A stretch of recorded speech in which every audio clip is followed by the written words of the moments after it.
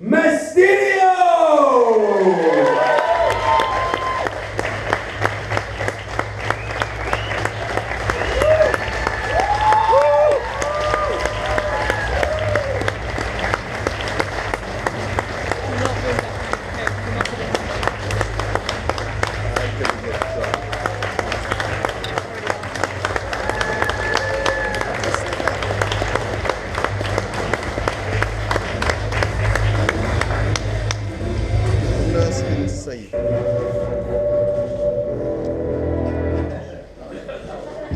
Hello? There we go.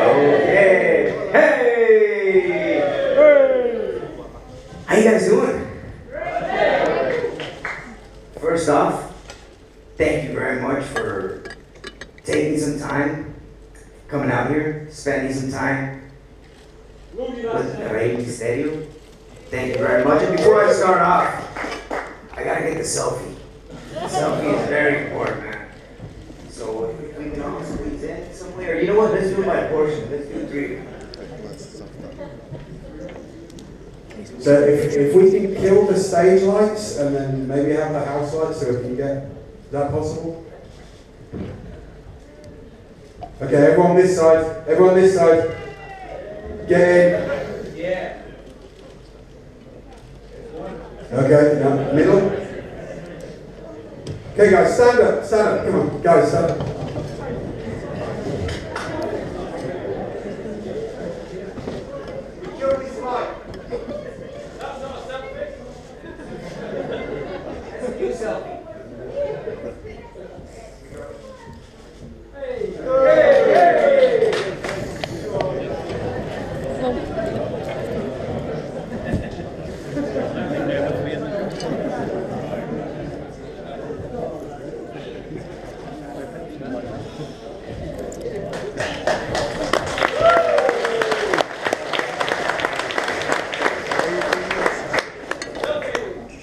Just before we start off, I just want to say that this is a new chapter in my career, in my life, and this is something that I've always wanted to do, and that is to interact a bit more with my fans. And what better way to do it than to have an evening, a Q&A.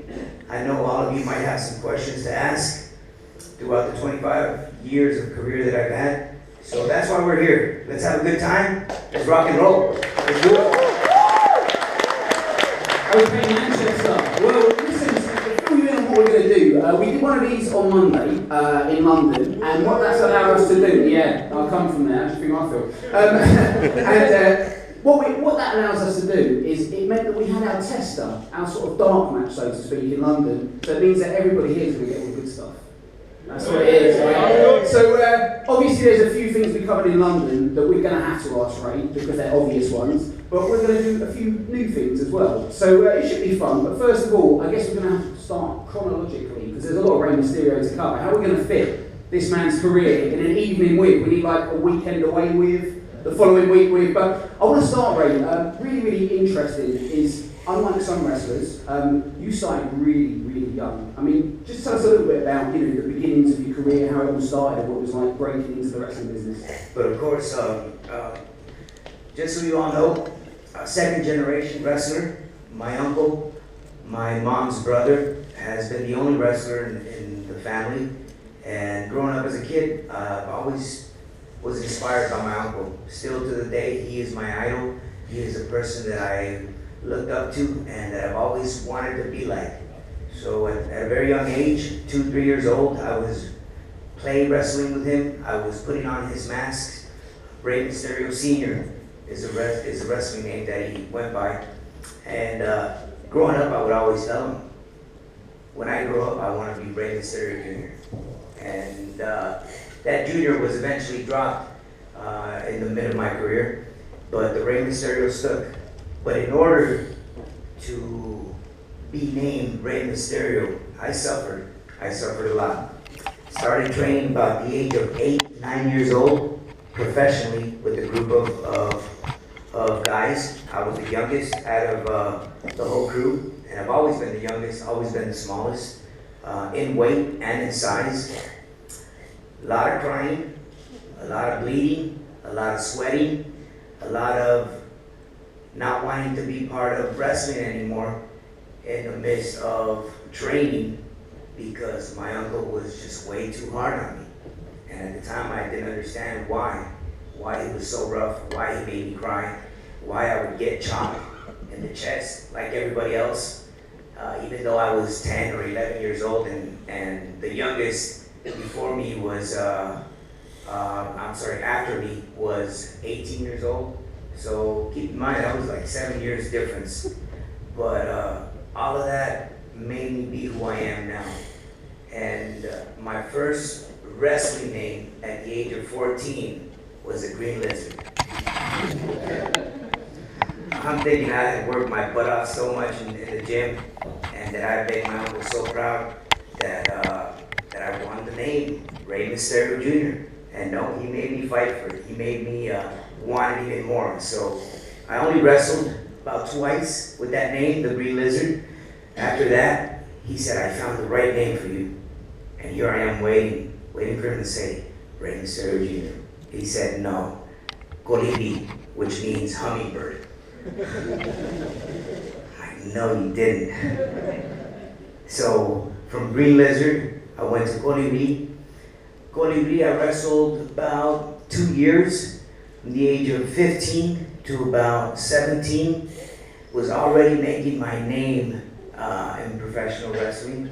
In Mexico, you don't start at main events, you start off at the bottom. So you see the flyer, and the main eventers, the legends, had the name at the very top. They had a picture of them. But the guys that were beginning were at the very bottom, and you could barely read their name, about this small. So that's how I began. You know, there's a name at the bottom of the flyer, and of course, I have the very first flyer that came out that said Colibri right there. And 2 years about doing that, I moved my way up from the first match to the second, and was making my way up. One day, in a 3 versus 3 match in Tijuana, across the border from San Diego, I was scheduled in a match, and we came out, did our presentation.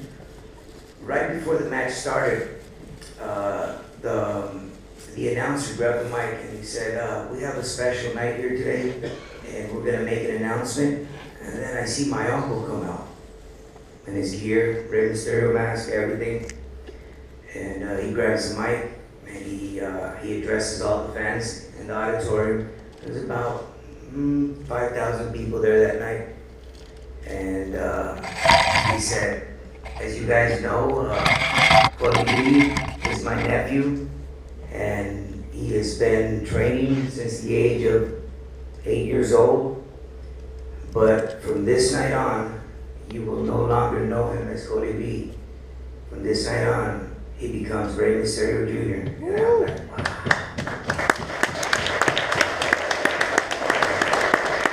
A lot of people don't know that story. And to me, that was very special because that really boosted up my morale. You know, that made me work even harder because I knew I had the weight of carrying that name and taking it to another level. Never did I imagine it would go this far, but at that time, I knew I had to work really hard and I had to impress and make him feel proud of myself, of my work, of what I can do, what I can get to that ring. So what he did, he held them in a singles match, and I've never backed down from a fight. So that's one advantage or one positive that I learned from my uncle, from all the hard training, from the hard work that I put into becoming who I am, is not being scared of your opponent. We were wondering, Ray, as well, the stretcher incident where you were stretchered, and how did that, we want to know how painful was that on a scale of 1 to 10? That was pretty painful. That was probably a 12. Yeah, we actually went back and saw that not too long ago, and just had no idea that when that stretcher was going to hit the post, the Big Show was eventually going to let it go because it's not a bat. So if you can swing a bat and hit the post, you know, you can hit it and carry it back with you. But the weight of me tied up to the stretcher. As soon as he swung and that stretcher hit against the post, automatically he couldn't carry the weight anymore and he dropped it. And I was tied like this and my head went straight down like this. So head hit first. It was bad. It looked bad. Yeah. Yeah. It's you mentioned something on Monday about the Big Show, and a lot of smarter wrestling fans are like, when his name's mentioned, they kind of groan. I thought you'd be the perfect person to I guess just explain the virtues of the Big Show, because a lot of people don't get it, and you said about what a great athlete he was to me, and I just thought I'd bring him up now because you mentioned him. Incredible. I had a chance to meet the Big Show back in WCW, so I saw him in a way growing this business. He's just an incredible athlete, man. From him being in WCW, the weight that he was carrying, for those that didn't know the Big Show back in WCW, late 90s, incredible physique. The height that he was carrying was it just made him look more massive than what he already looks, because he was toned down. Of course, later on, he gained a bit of weight, but even though he was very consistent with his athleticism. He never let his guard down, and I had many opportunities to wrestle against him. And that's how, or when I realized how big of an athlete he was. He's just a big giant of the sport, but he has all my respect. He's got the biggest heart in the world. And when he first started, he could do drop kicks. You can find it on YouTube. True story. He can still do drop kicks. Wow. All right, well listen, we've got so much more to cover, but what Ray likes to do is change his masks, so you've got a little bit of time to see some of the different Ray attire. So we're going to take a really short break, and we're going to come straight back. Make sure you... Oh, of course. I'll let Ray... This is special. Have any of you seen this? Yeah. This was actually the first Rey Mysterio doll ever made back in 1994. So it has a lot of meaning to me. My wife sold it to me. So I gave it to her when we were boyfriend, girlfriend, and of course when we got married, she showed me what it was, and I was already in WWE and had a bunch of action figures. She goes, this will be worth a lot of money. He goes, you want to buy it? And of course, it cost me a Louis Vuitton purse, but here it is. And I will just pass it around so you guys can take a look at it. So. All right, we'll be back shortly, guys. Thank you. Ladies and gentlemen, give it up, Alex Shane and Rey Mysterio.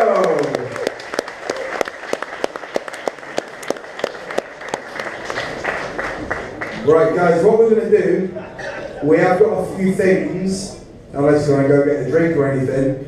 We're going to auction some stuff off. We got a painting. Having my face show, Rey Mysterio mask, and that night I became Rey Mysterio Jr. It's incredible. Wow, yeah, great story. It's interesting that's coming out, because one of the things I was going to ask next, and this is going to sound like I'm buttering you up, Ray, but this is, I have mentioned this before, but when I first went into the wrestling business, a wrestler said to me that, and I can't use the exact language he used because there's children at present, but he said that in wrestling, there's nobody that somebody else doesn't think is, let's say, a douchebag. Does that make sense? Like, everybody thinks somebody else is a douchebag. And yeah, we've on Wrestle Talks, the show we made for Challenge, and we've interviewed lots and lots of wrestlers, and the one person without question who nobody's got a bad word to say about, in fact, I've mentioned to you, people go out of their way to say good things about, is Rey Mysterio, right? Without question. Like, you can't find somebody who has anything bad to say about Rey. And I was wondering where that came from. Do you think, I'm afraid I curveballed you now, but hearing that story, it makes a lot of sense, and it makes me wonder.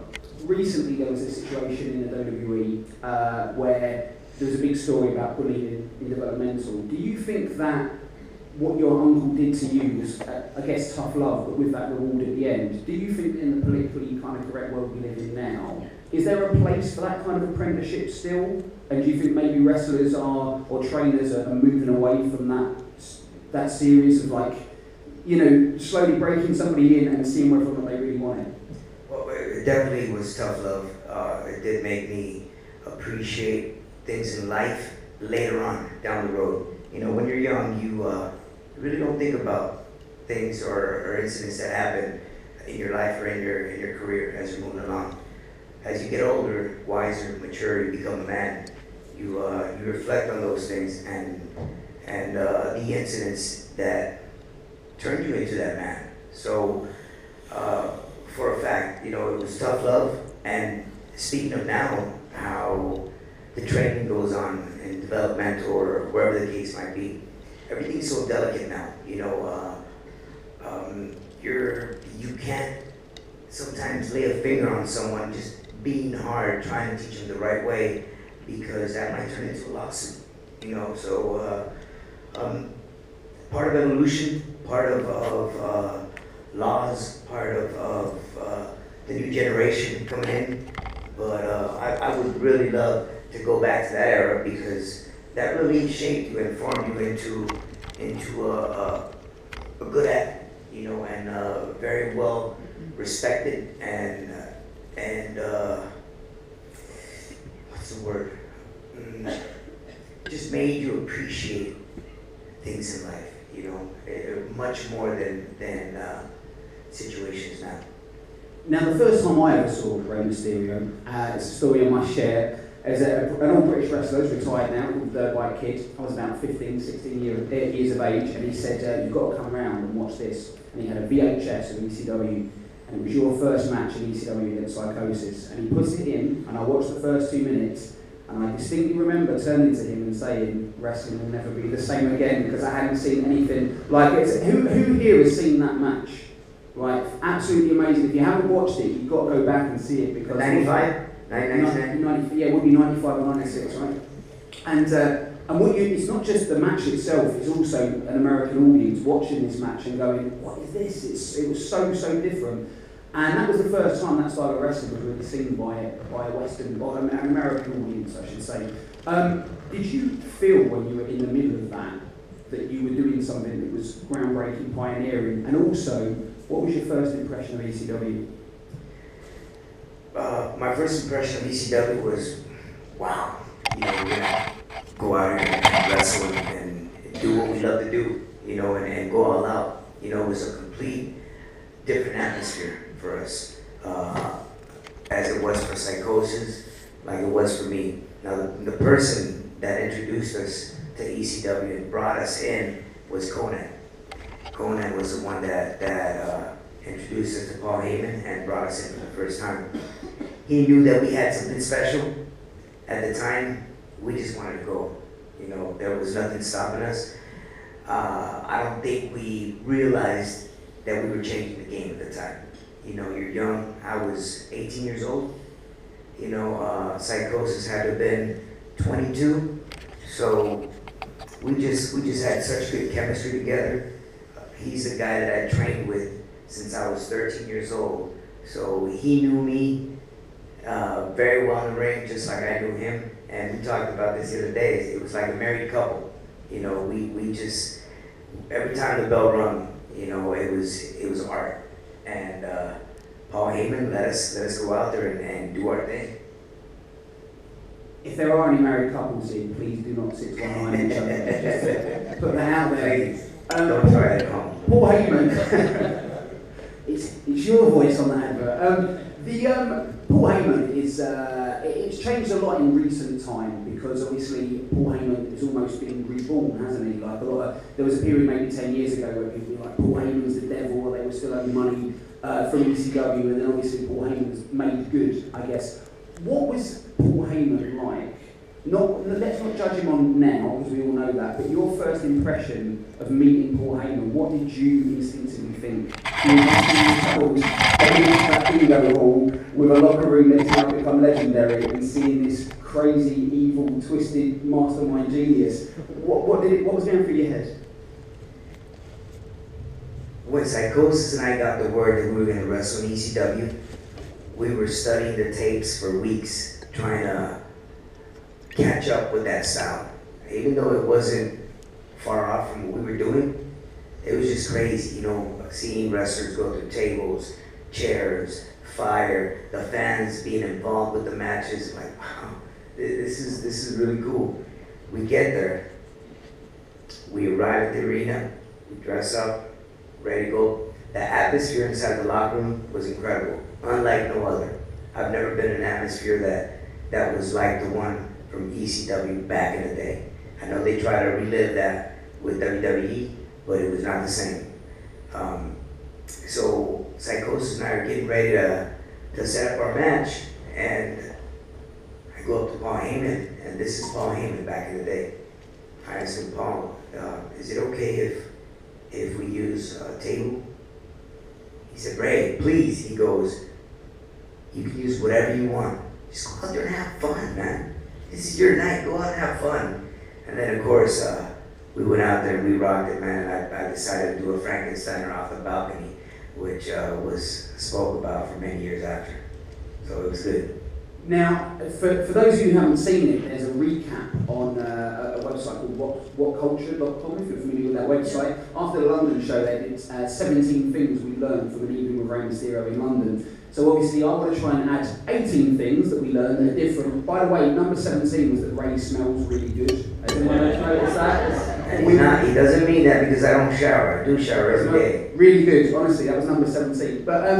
But I guess because we didn't ask about it in London, the final thing with ECW before we move on, and I really want to ask you, what's your opinion of Sabu? Because he's a guy that to many people should have got more from wrestling than they did. I just thought it'd be good, seeing as you wrestled him, what's your opinion on it? It's funny you just asked that because Conan and I were driving up to LA last week before I flew out here, and I spoke to Sabu on the phone, and I had him on Bluetooth, and we were both talking to him from the car.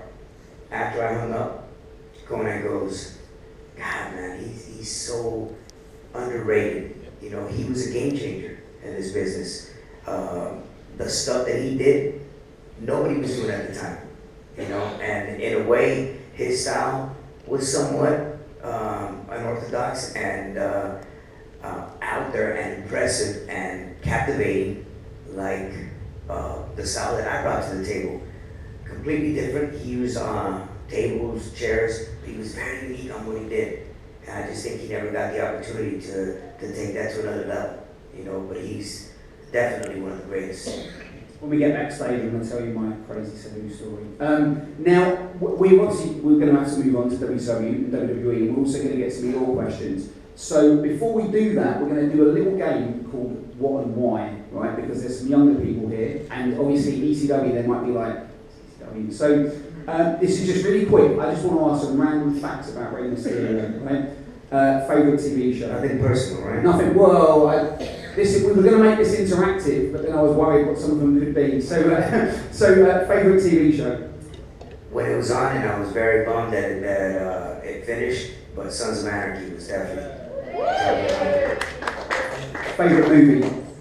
Favorite movie out of all? Scarface. Cool. Okay, favorite band? Favorite band? POD. Cool. Okay, I wasn't expecting I that. represent my city.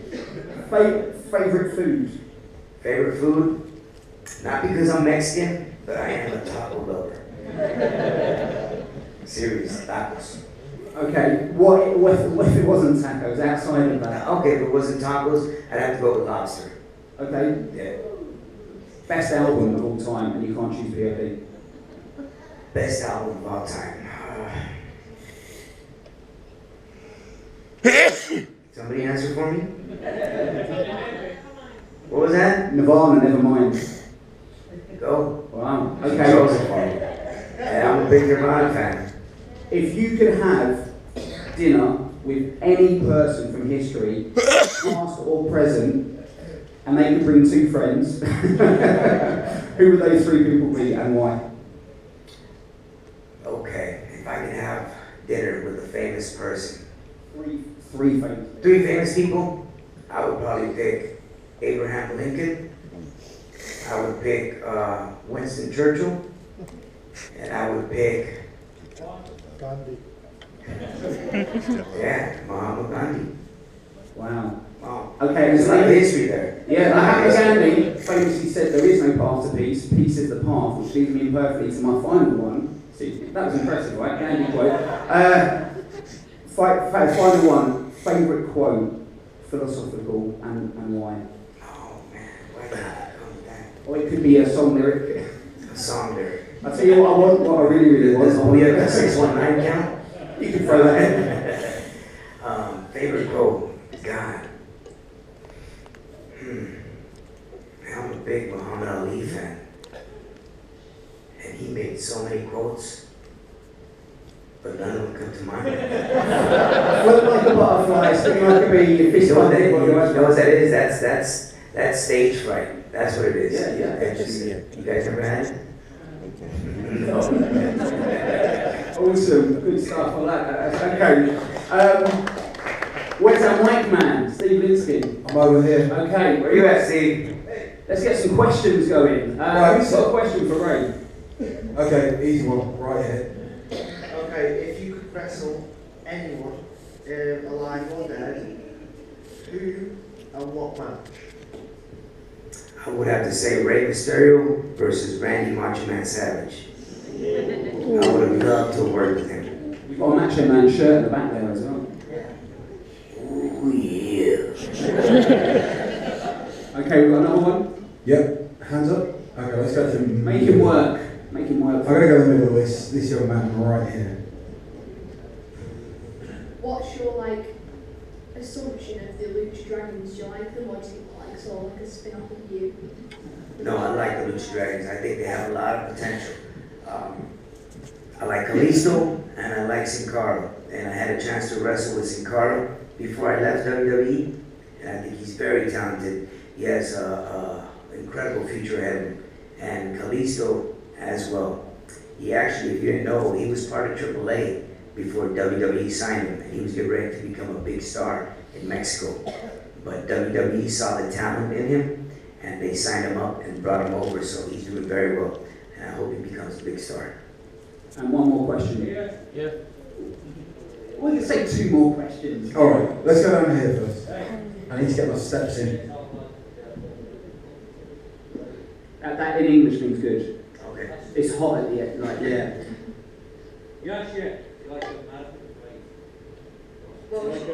What was your favourite match in WWE? My favorite match in WWE. God, I had so many great matches, and there's no offense to all the opponents that I had. But if I can pick a match with every opponent that I've had, you know, there is definitely a favorite one out of all of them. Kurt Angle, my first SummerSlam that I had. Eddie Guerrero.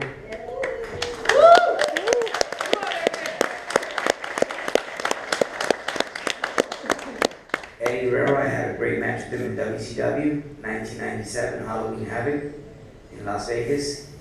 But the one I cherish most with Eddie Guerrero was the last one I had at SummerSlam. It was for the custody of my son Dominic, because that was the last time I got to wrestle him. After that, you know, he went somewhere else, but that was, I think that's the one that I conserve the most.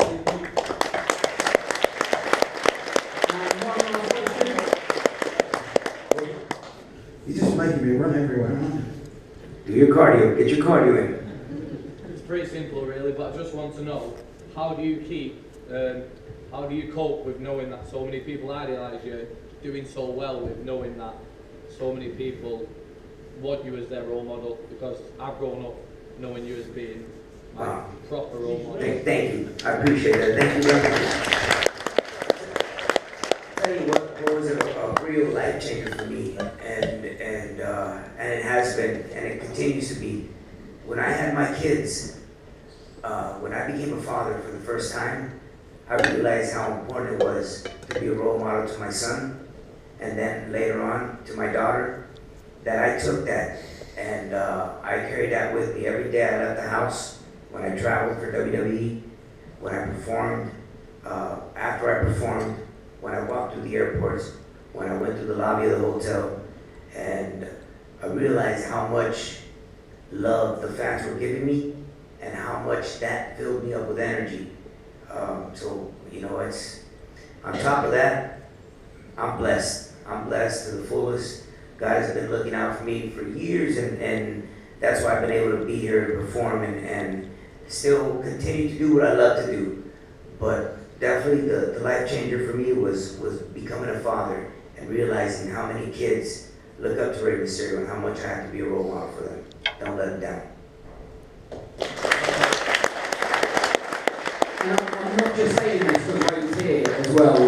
Genuinely, he is, for someone who is a wrestling legend, he's so ridiculously humble. Like, there's no big timing. Like, you never feel, and I don't want to embarrass you by saying this, but it's true. I wasn't meant to be here today. We've got an event in London tomorrow, but I just spending one day with Ray was enough for me to go, I need to spend another day just to understand why someone can be such a good professional. It's really, really encouraging to see that, which leads me perfectly, hopefully, into you going from ECW, which is loads of creative freedom, to WCW, which many people refer to as a Shark Tank, right? Did you find that humility and that not getting involved in politics was something you could maintain doing when you went into a company like Bischoff, Hogan, Nash, Hall? What was that transition like? I've always had somebody in the front of me taking care of my relationship, my negotiations, and that's been Conan. Conan, for those of you that don't know, he was, how many guys know Conan? He's been a mentor to me throughout my career. He was the one that, at one point, at the age of 17, said, Ray, you gotta come down here, we're about to start a new company in Mexico. It was AAA. I said, I can't leave. I have school, I have my girlfriend, and I'm working at a pizza shop with my brother. So he said, what are you gonna do, become a pizza guy after you graduate? And your girlfriend, if she loves you, she'll wait for you, which she's now my wife. She waited.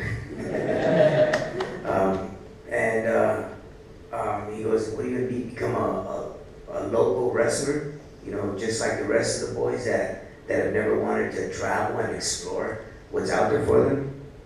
I said, what about my parents? They're not gonna let me go. Like, I'll talk to your parents. So that happened. Eventually, he got my first job at AAA. He got my first opportunity at ECW, and he brought me into WCW. So I was never really worried about the politics because he handled all the negotiations, you know, and I know he always would look out for me. And ECW was just somewhat of a stepping stone, which is really sad for wrestlers. Eventually, we're going to get picked up either by WWF at the time or WCW. That's what happened with Dean Malenko. That's what happened with Chris Benoit. That's what happened with Chris Jericho. That's what happened with Eddie Guerrero. Stone Cold Steve Austin became who he is in WWF. And then, sure enough, later on, you know, Psychosis, Conan, myself, La Parka, and a bunch of Mexican wrestlers joined WCW. But I've never really focused on politics. I've always laid back and just did my thing inside the ring. I never let that affect me. In a way, what you were saying, it kind of made me think that ECW was the original NXT. Yeah, pretty much. In terms of how it developed. Even though we're trying to go chronological, what's your opinion on NXT? Have you seen much of it? And is there anyone there who you look at and think that's somebody I really want to wrestle with in the future? I'm not gonna lie, I haven't seen much of it, but I do know that that is the gateway to become a superstar inside the WWE, which is something that they didn't have before. You know, they had OVW back in the day, and that camp just started up as a camp. So I don't know how that idea came about, but it's definitely a good way to give opportunities to a lot of wrestlers, a lot of talent, not just in the United States, but around the world. And I know there's a lot of talent here in Europe that eventually are going to get the doors open so they can become successful.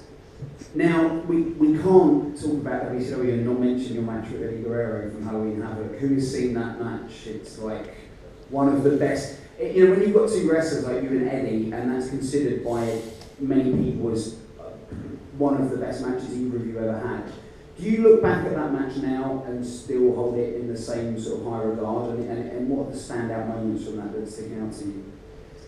It's definitely one of my top three, if not my number one. I know becoming world champion in WWE was probably the peak of my career, but in order to have become that, I had to go through so many obstacles and put my name on the map.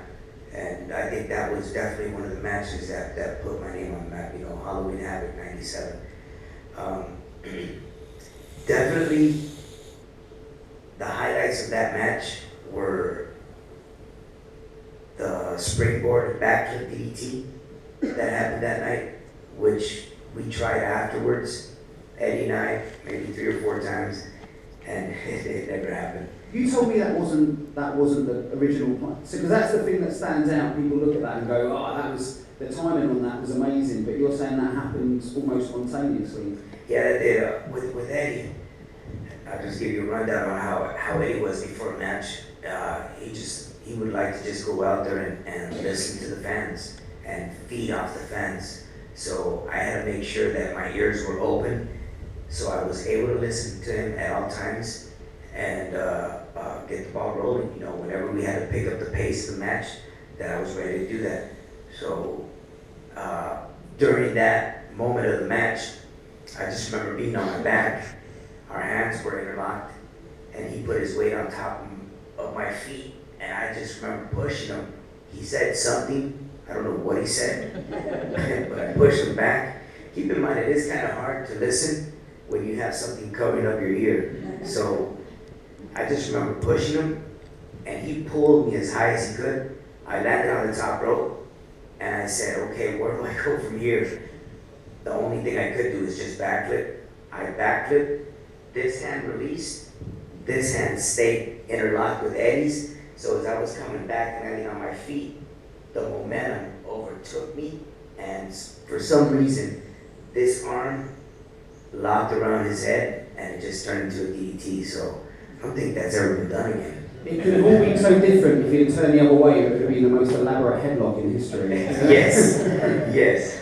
Now, WCW, right? We had a couple of us backstage, and we were saying, okay, look, it's the last opportunity to ask Ray some questions. What questions are we going to ask that haven't been asked yet, right?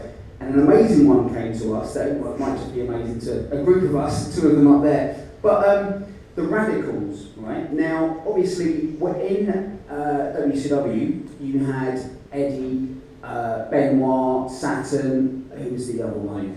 The Malenko, of course, right? And they all left and went to WWF. But you didn't go with them. And I wanted to ask you, were you part of those conversations about leaving? And what stopped you from going if you were?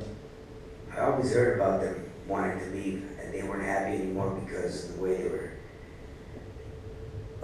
because of the lack of treatment, because they weren't giving the respect that they deserved. They weren't positioned in the matches that they needed to be, and they didn't have any storylines. You know, they got tired of it. They got tired of going up there every night and pouring their heart out, their soul, and not getting nothing in return from the company's perspective, not from the fans, because the fans loved every moment of it. And I do remember speaking a bit with Dean and Eddie as well, and they were getting ready to make the jump.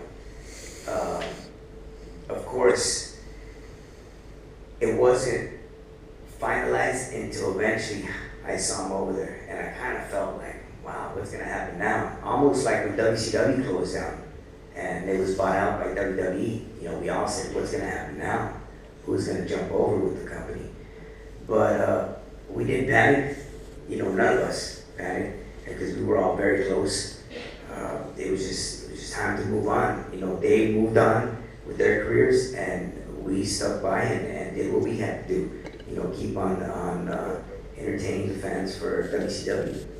Now I'm going to move on shortly to the Invasion and of course the WWE, but it's time for some more fan questions. Steve Lipsky. Yeah, I'm over here. Oh, now. wow. No, I'm over here now. Okay, let's get one. Okay, let's go for this gentleman. Hi there. Hi Alex. Hi Francis. I was just wondering, Kurt Angle's like mentioned that he really wants to go into like teaching in the future now when his contracts run out. So, have you ever considered about like going to like NXT or wrestling school or something like that? Do I consider of like going into like teaching? that's something that I've always thought about, and a lot of people have always mentioned to me, Ray, you should open up your own school. You should help out, future or potential stars for the business.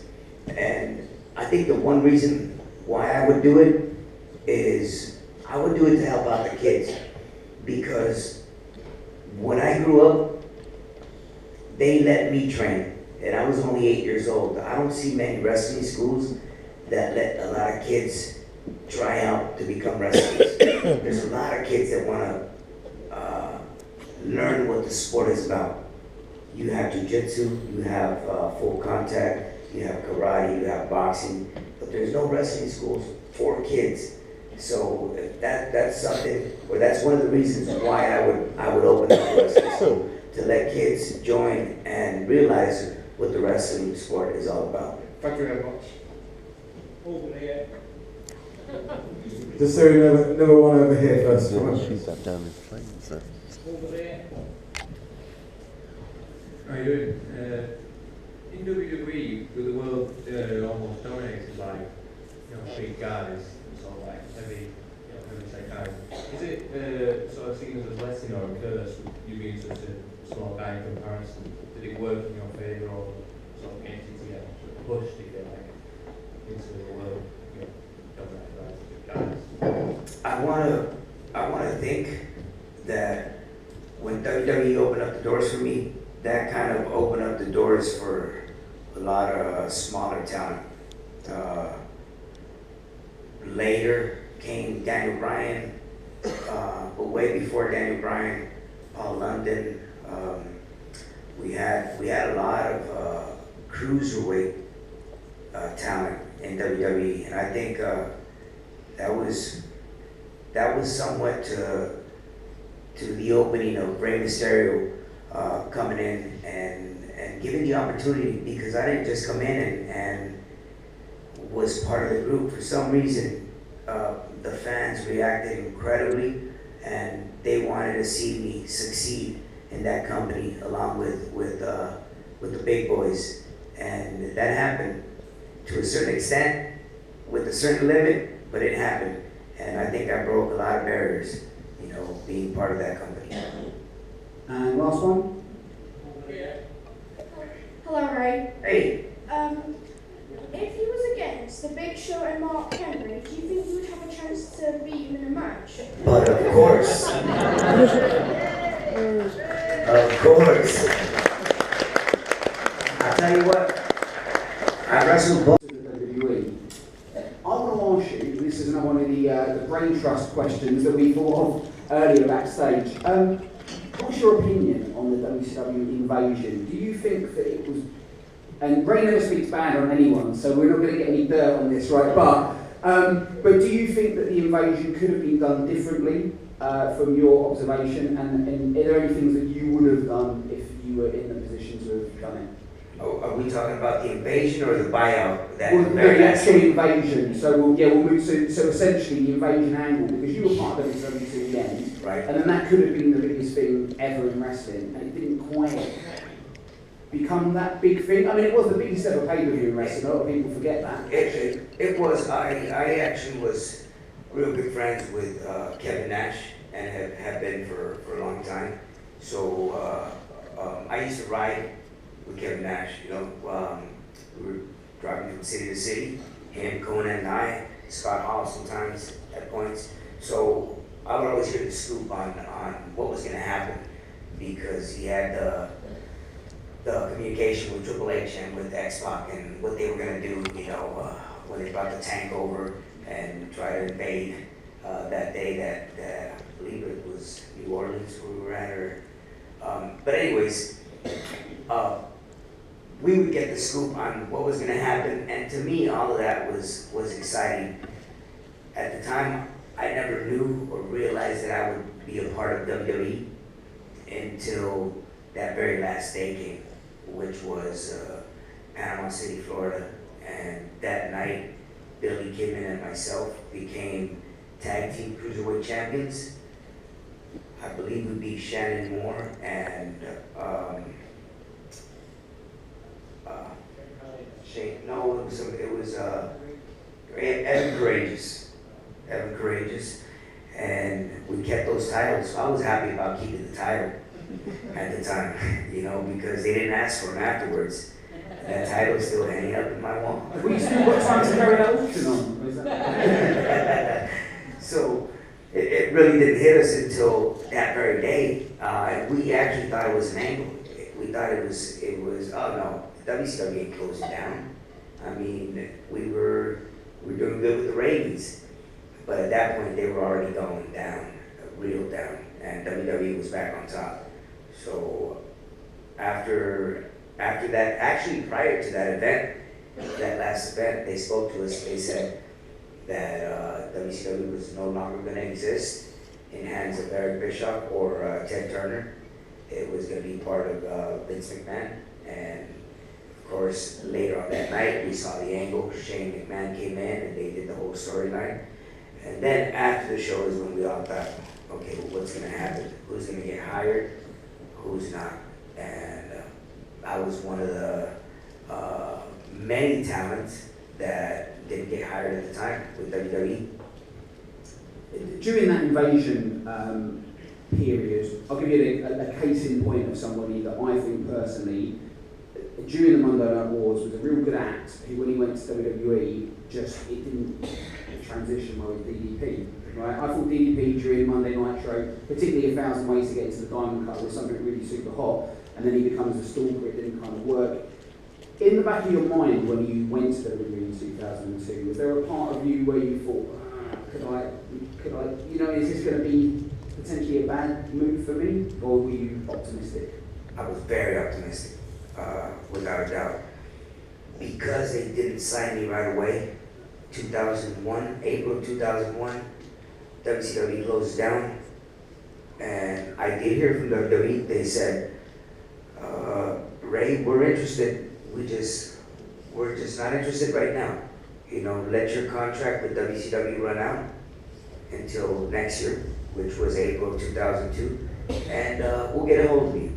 I thought, in a way, that was their way of saying, we're not going to pick you up. But I was actually making real good money with WCW my last year, so I realized that what they didn't want to do was pick up that pay tab. So they let that run out, and sure enough, when the time came, JR was the one that got a hold of me. We met in LA at a house show. He had me drive up from San Diego. We sat down, we negotiated a contract, and I remember telling him that it didn't matter what I was going to make at the time, that I was very confident on my potential, and I just wanted to get an opportunity. And he assured me that I was going to do very well. So he was very optimistic of my talent. Jim Ross seems to be somebody who is some of the biggest names that have, you know, during that period, Jim Ross projects, Mick Foley, Steve Austin, people like that. Also, on that year that he came to WWE, 2002, John Cena debuted with the company. What's your opinion on John Cena? A quick audience poll here. Who's going to say yay if you're a John Cena fan? Yeah! Give us a yay if you're not a John Cena fan. Yeah! Still, it's 50-50 everywhere. Well, even despite the last year of matches he's had. Okay. John Cena, what's your opinion on John Cena? I think John Cena has... I didn't say that. I think John Cena has a lot of potential. I just think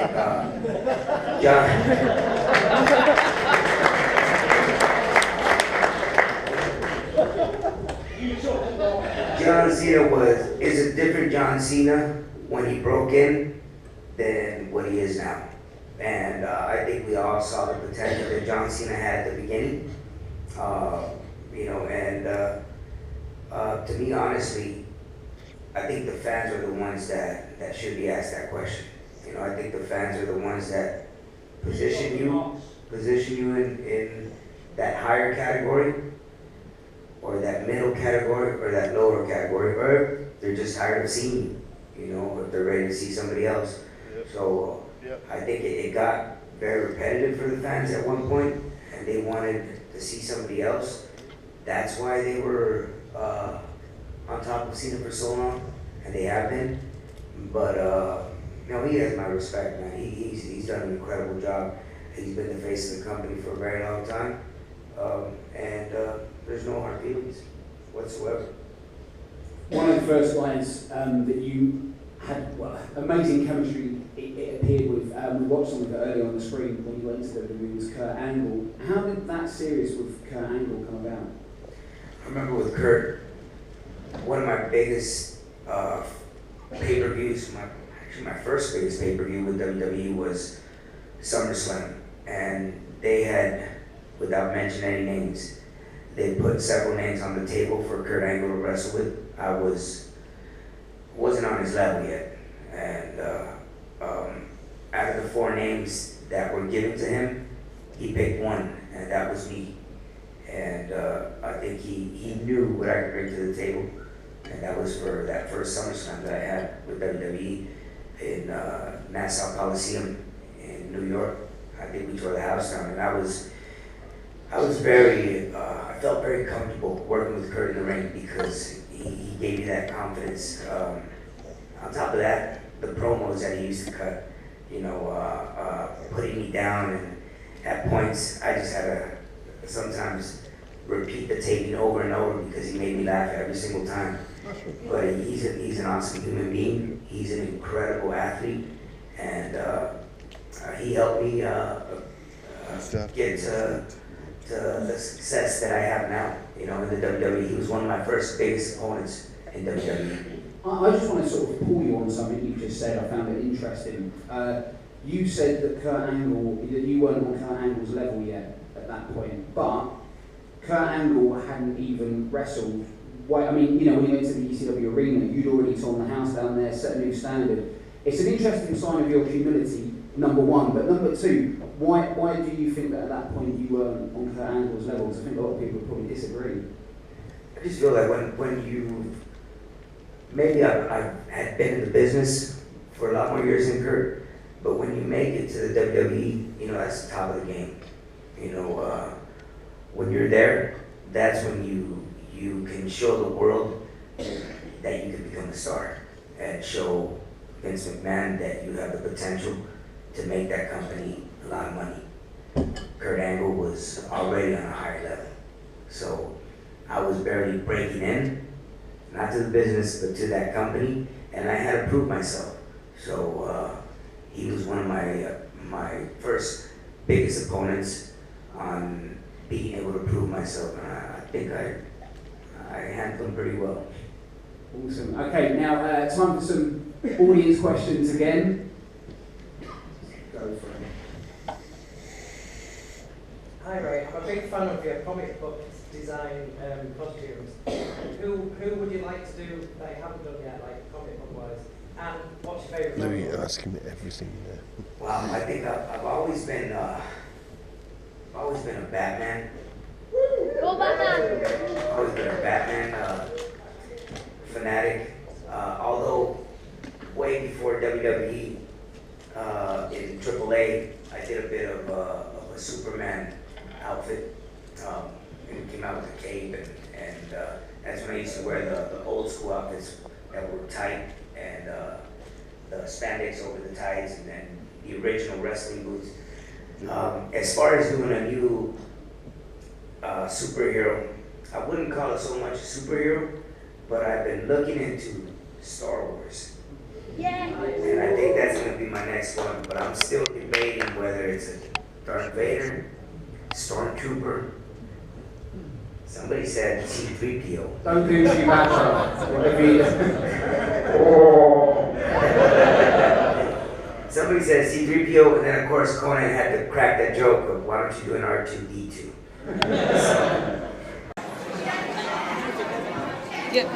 Thanks for watching. Don't forget to subscribe.